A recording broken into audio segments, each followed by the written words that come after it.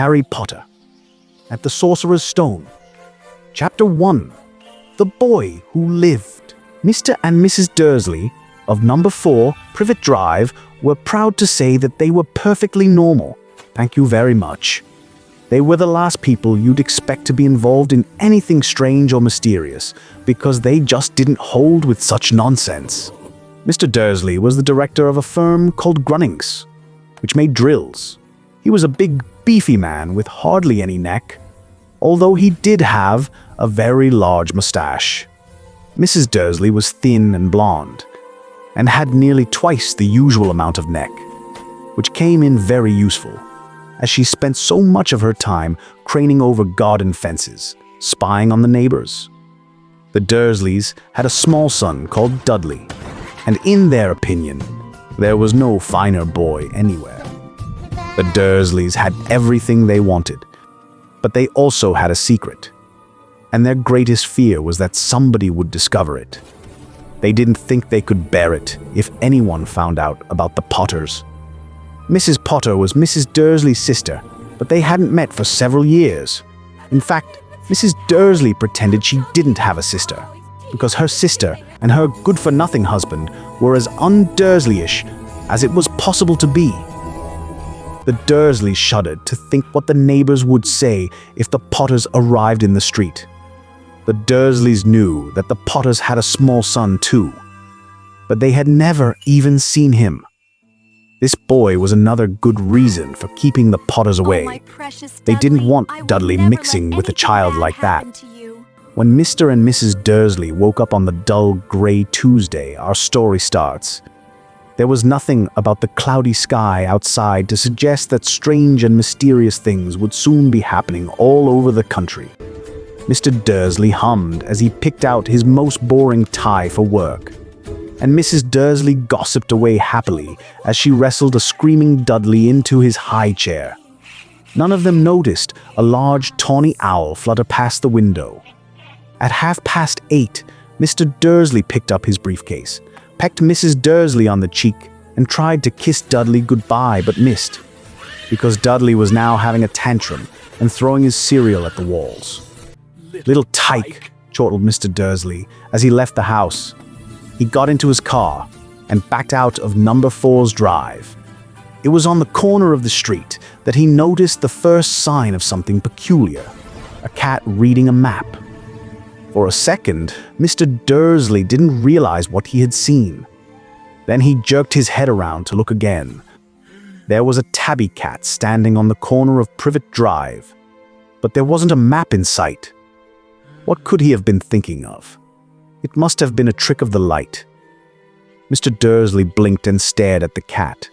It stared back.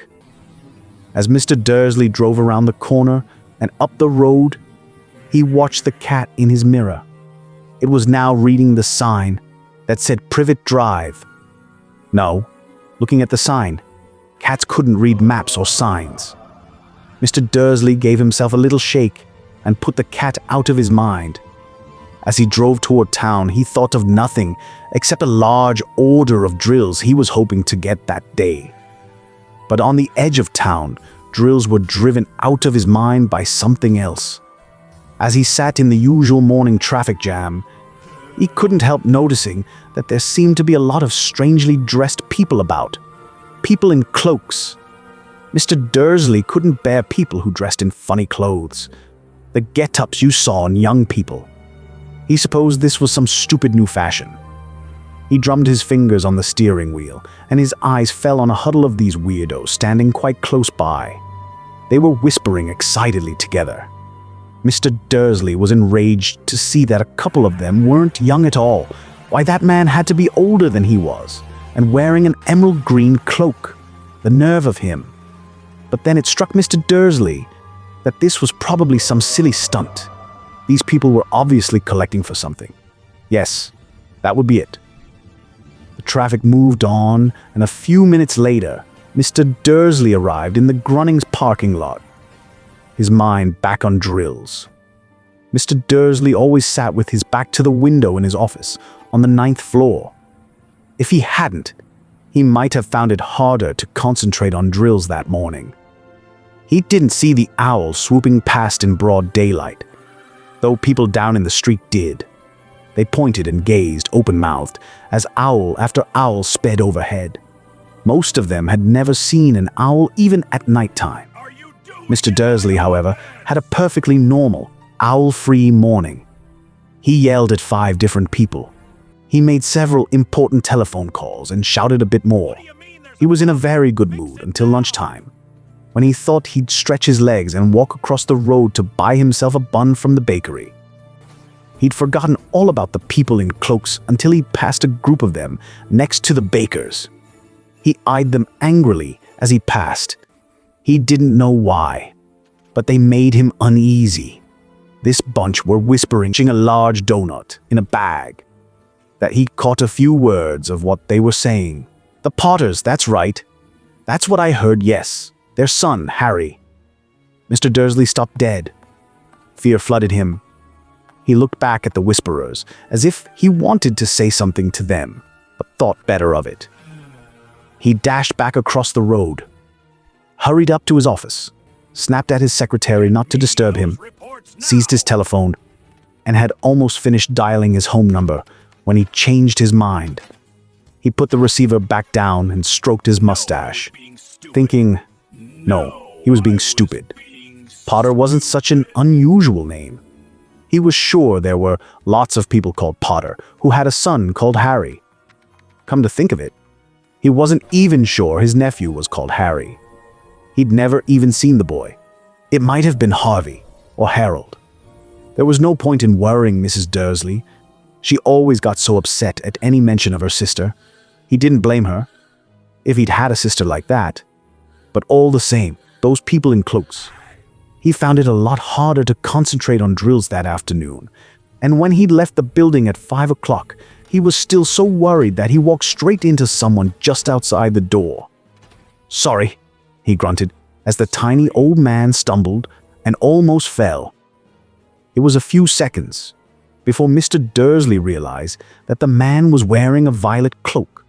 He didn't seem at all upset at being almost knocked to the ground. On the contrary, his face split into a wide smile, and he said in a squeaky voice that made passers-by stare, "Don't be sorry, my dear sir, for nothing could upset me today. Rejoice, for you know who has gone at last. Even muggles like yourself should be celebrating this happy, happy day." And the old man hugged Mr. Dursley around the middle and walked off.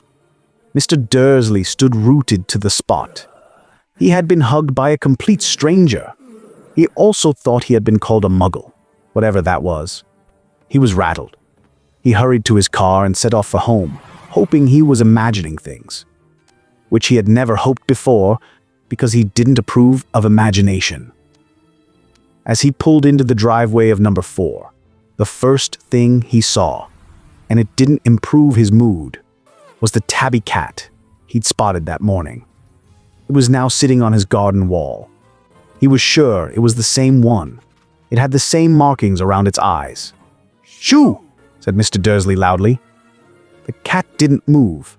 It just gave him a stern look. Was this normal cat behavior? Mr. Dursley wondered. Trying to pull himself together, he let himself into the house. He was still determined not to mention anything to his wife. Mrs. Dursley had had a nice, normal day. She told him over dinner all about Mrs. Next Door's problems with her daughter, and how Dudley had learned a new word, won't. Mr. Dursley tried to act normally. When Dudley had been put to bed, he went into the living room in time to catch the last report on the evening news. And finally, bird watchers everywhere have reported that the nation's owls have been behaving very unusually today. Although owls normally hunt at night and are hardly ever seen in daylight, there have been hundreds of sightings of these birds flying in every direction since sunrise. Experts are unable to explain why the owls have suddenly changed their sleeping pattern. The newscaster allowed himself a grin. Most mysterious. And now, over to Jim McGuffin with the weather. Going to be any more showers of owls tonight, Jim? "Well, Ted," said the weatherman, "I don't know about that. But it's not only the owls that have been acting oddly today. Viewers as far apart as Kent, Yorkshire, and Dundee have been phoning in to tell me that instead of the rain I promised yesterday, they've had a downpour of shooting stars. Perhaps people have been celebrating bonfire night early. It's not until next week, folks. But I can promise a wet night tonight. Mr. Dursley sat frozen in his armchair. Shooting stars all over Britain? Owls flying by daylight? Mysterious people in cloaks all over the place? And a whisper about the Potters. Mrs. Dursley came into the living room carrying 2 cups of tea. It was no good. He'd have to say something to her. He cleared his throat nervously. Petunia, dear, you haven't heard from your sister lately, have you? As he had expected, Mrs. Dursley looked shocked and angry. After all, they normally pretended she didn't have a sister. No, she said sharply. Why? Funny stuff on the news, Mr. Dursley mumbled. Owls, shooting stars, and there were a lot of funny-looking people in town today. So? Snapped Mrs. Dursley. Well, I just thought maybe it was something to do with, her crowd. Mrs. Dursley sipped her tea through pursed lips. Mr. Dursley wondered whether he dared tell her he'd heard the name Potter. He decided he didn't dare. Instead, he said, as casually as he could, their son. He'd be about Dudley's age now, wouldn't he? I suppose so, said Mrs. Dursley stiffly. What's his name again? Howard, isn't it? Harry. Nasty common name, if you ask me. Oh, yes, said Mr. Dursley, his heart sinking horribly. Yes, I quite agree. He didn't say another word on the subject as they went upstairs to bed. While Mrs. Dursley was in the bathroom, Mr. Dursley crept to the bedroom window and peered down into the front garden. The cat was still there. It was staring down Privet Drive as though it were waiting for something. Was he imagining things? Could all this have anything to do with the Potters? If it did, if it got out that they were related to a pair of, well, he didn't think he could bear it. The Dursleys got into bed. Mrs. Dursley fell asleep quickly, but Mr. Dursley lay awake, turning it all over in his mind. His last, comforting thought before he fell asleep was that even if the Potters were involved, there was no reason for them to come near him and Mrs. Dursley. The Potters knew very well what he and Petunia thought about them and their kind. He couldn't see how he and Petunia could get mixed up in anything that might be going on. He yawned and turned over. It couldn't affect them. How very wrong he was. Mr. Dursley might have been drifting into an uneasy sleep, but the cat on the wall outside was showing no sign of sleepiness. It was sitting as still as a statue, its eyes fixed unblinkingly on the far corner of Privet Drive. It didn't so much as quiver when a car door slammed on the next street, nor when 2 owls swooped overhead. In fact, it was nearly midnight before the cat moved at all. A man appeared on the corner the cat had been watching, appeared so suddenly and silently, you would have thought he'd just popped out of the ground. The cat's tail twitched and its eyes narrowed. Nothing like this man had ever been seen on Privet Drive. He was tall, thin, and very old, judging by the silver of his hair and beard, which were both long enough to tuck into his belt. He was wearing long robes, a purple cloak that swept the ground, and high-heeled buckled boots. His blue eyes were light, bright, and sparkling, behind half-moon spectacles, and his nose was very long and crooked, as though it had been broken at least twice. This man's name was Albus Dumbledore. Albus Dumbledore didn't seem to realize that he had just arrived in a street where everything from his name to his boots was unwelcome. He was busy, rummaging in his cloak, looking for something. But he did seem to realize he was being watched, because he looked up suddenly at the cat, which was still staring at him from the other end of the street. For some reason, the sight of the cat seemed to amuse him. He chuckled and muttered, "I should have known." He found what he was looking for. In his inside pocket. It seemed to be a silver cigarette lighter. He flicked it open, held it up in the air, and clicked it. The nearest street lamp went out with a little pop. He clicked it again. The next lamp flickered into darkness. 12 times he clicked the put outer, until the only lights left on the whole street were 2 tiny pinpricks in the distance, which were the eyes of the cat watching him. If anyone looked out of their window now, even beady-eyed Mrs. Dursley, they wouldn't be able to see anything that was happening down on the pavement. Dumbledore slipped the put-outer back inside his cloak and set off down the street toward number 4, where he sat down on the wall next to the cat. He didn't look at it, but after a moment he spoke to it. "Fancy seeing you here, Professor McGonagall?" He turned to smile at the tabby, but it had gone. Instead, he was smiling at a rather severe-looking woman who was wearing square glasses exactly the shape of the markings the cat had had around its eyes. She, too, was wearing a cloak, an emerald one. Her black hair was drawn into a tight bun. She looked distinctly ruffled. "How did you know it was me?" she asked. "My dear Professor, I've never seen a cat sit so stiffly." "You'd be stiff if you'd been sitting on a brick wall all day," said Professor McGonagall. "All day? When you could have been celebrating. I must have passed a dozen feasts and parties on my way here." Professor McGonagall sniffed angrily.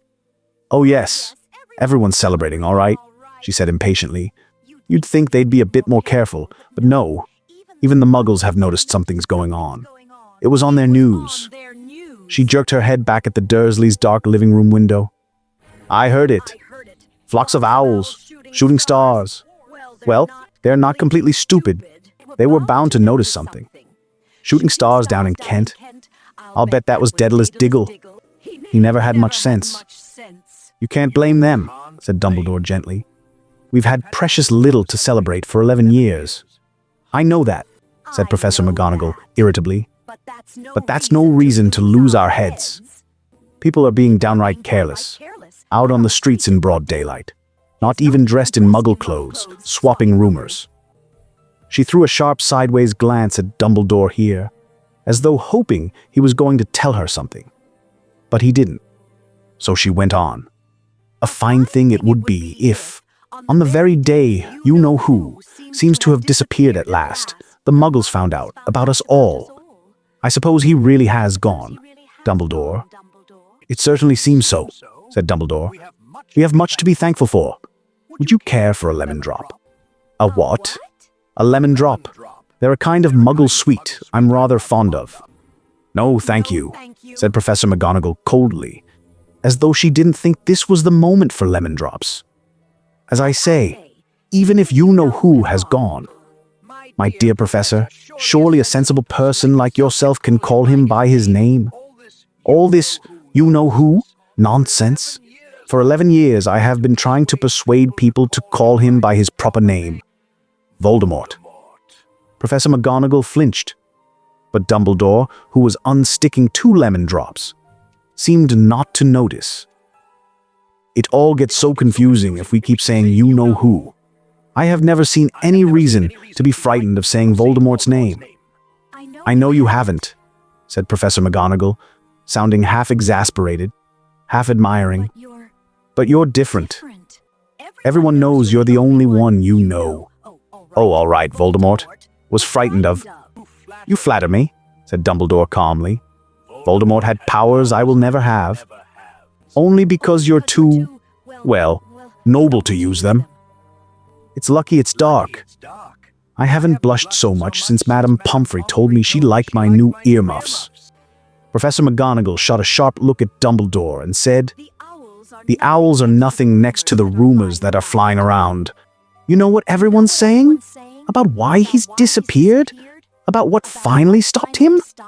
It seemed that Professor McGonagall had reached the point she was most anxious to discuss, the real reason she had been waiting on a cold, hard wall all day. For neither as a cat nor as a woman had she fixed Dumbledore with such a piercing stare as she did now. It was plain that whatever everyone was saying, she was not going to believe it until Dumbledore told her it was true. Dumbledore, however, was choosing another lemon drop and did not answer. "What they're saying," she pressed on, is that last night Voldemort turned up in Godric's Hollow. He went to find the Potters. The rumor is that Lily and James Potter that they're dead. Dumbledore bowed his head. Professor McGonagall gasped. Lily and James. I can't believe it. I didn't want to believe it. Oh, Albus. Dumbledore reached out and patted her on the shoulder. I know, he said heavily. Professor McGonagall's voice trembled as she went on. That's not all. They're saying he tried to kill the Potter's son, Harry. But he couldn't. He couldn't kill that little boy. No one knows why or how. But they're saying that when he couldn't kill Harry Potter, Voldemort's power somehow broke. And that's why he's gone. Dumbledore nodded glumly. It's true, faltered Professor McGonagall. After all he's done, all the people he's killed, he couldn't kill a little boy. It's just astounding, of all the things to stop him. But how in the name of heaven did Harry survive? We can only guess, said Dumbledore. We may never know. Professor McGonagall pulled out a lace handkerchief and dabbed at her eyes beneath her spectacles. Dumbledore gave a great sniff as he took a golden watch from his pocket and examined it. It was a very odd watch. It had 12 hands, but no numbers. Instead, little planets were moving around the edge. It must have made sense to Dumbledore, though, because he put it back in his pocket and said, Hagrid's late. I suppose it was he who told you I'd be here, by the way. Yes, said Professor McGonagall. And I don't suppose you're going to tell me why you're here, of all places? I've come to bring Harry to his aunt and uncle. They're the only family he has left now. You can't mean the people who live here? Cried Professor McGonagall, jumping to her feet and pointing at number 4. Dumbledore, you can't. I've been watching them all day. You couldn't find 2 people who are less like us. And they've got this son. I saw him kicking his mother all the way up the street, screaming for sweets. Harry Potter, come and live here. It's the best place for him, said Dumbledore firmly. His aunt and uncle will be able to explain everything to him when he's older. I've written them a letter. A letter? Repeated Professor McGonagall faintly, sitting back down on the wall. Really, Dumbledore, you think you can explain all this in a letter? These people will never understand him. He'll be famous, a legend. I wouldn't be surprised if today was known as Harry Potter Day in the future. There will be books written about Harry. Every child in our world will know his name. Exactly, said Dumbledore, looking very seriously over the top of his half-moon glasses. It would be enough to turn any boy's head. Famous before he can walk and talk. Famous for something he won't even remember. Can't you see how much better off he'll be, growing up away from all that until he's ready to take it? Professor McGonagall opened her mouth, changed her mind, swallowed, and then said, Yes, you're right, of course. But how is the boy getting here, Dumbledore? She eyed his cloak suddenly, as though she thought he might be hiding Harry underneath it. Hagrid's bringing him? You think it wise to trust Hagrid with something as important as this? I would trust Hagrid with my life, said Dumbledore. I'm not saying his heart isn't in the right place, said Professor McGonagall grudgingly. But you can't pretend he's not careless. He does tend to. What was that? A low rumbling sound had broken the silence around them. It grew steadily louder as they looked up and down the street for some sign of a headlight. It swelled to a roar as they both looked up at the sky, and a huge motorcycle fell out of the air and landed on the road in front of them. If the motorcycle was huge, it was nothing to the man sitting astride it. He was almost twice as tall as a normal man, and at least 5 times as wide. He looked simply too big to be allowed, and so wild. Long tangles of bushy black hair and beard hid most of his face. He had hands the size of trash can lids, and his feet in their leather boots were like baby dolphins. In his vast, muscular arms, he was holding a bundle of blankets. Hagrid, said Dumbledore, sounding relieved. At last. And where did you get that motorcycle? Borrowed it, Professor Dumbledore, sir, said the giant, climbing carefully off the motorcycle as he spoke. Young Sirius Black lent it to me. I've got him, sir. No problems, were there? No, sir. House was almost destroyed, but I got him out all right before the muggles started swarming around. He fell asleep as we was flying over Bristol. Dumbledore and Professor McGonagall bent forward over the bundle of blankets. Inside, just visible, was a baby boy, fast asleep.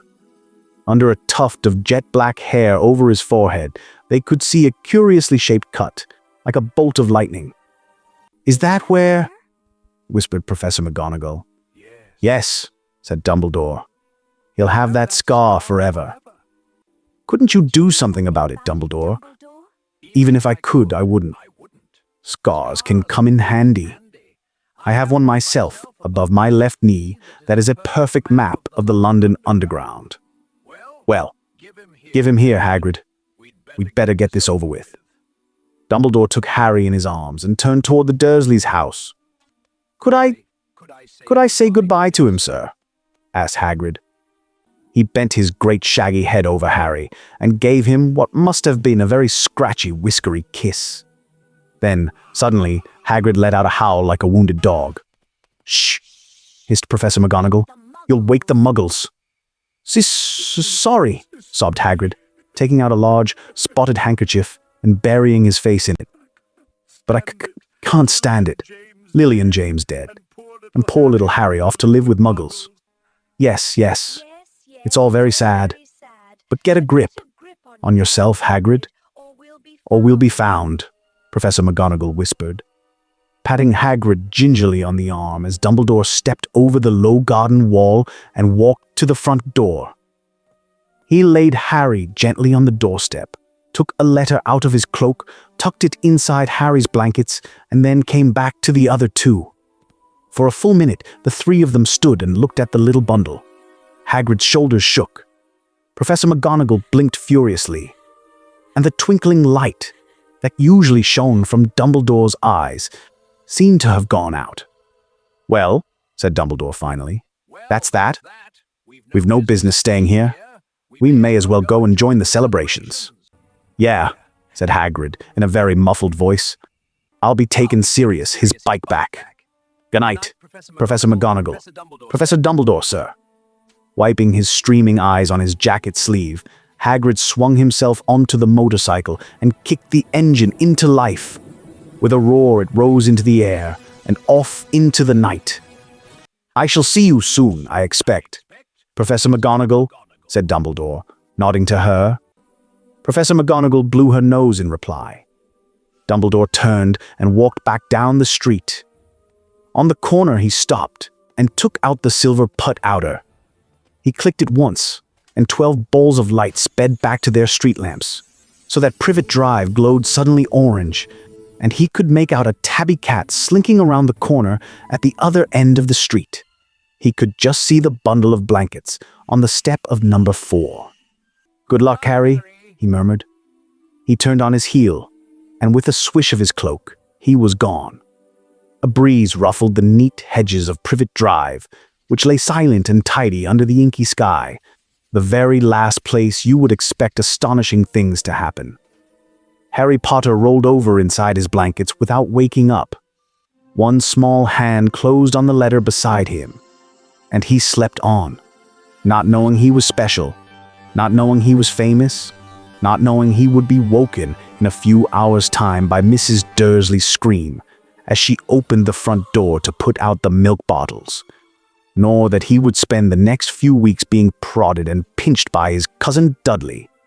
He couldn't know that, at this very moment, people meeting in secret all over the country were holding up their glasses and saying in hushed voices, "To Harry Potter, the boy who lived."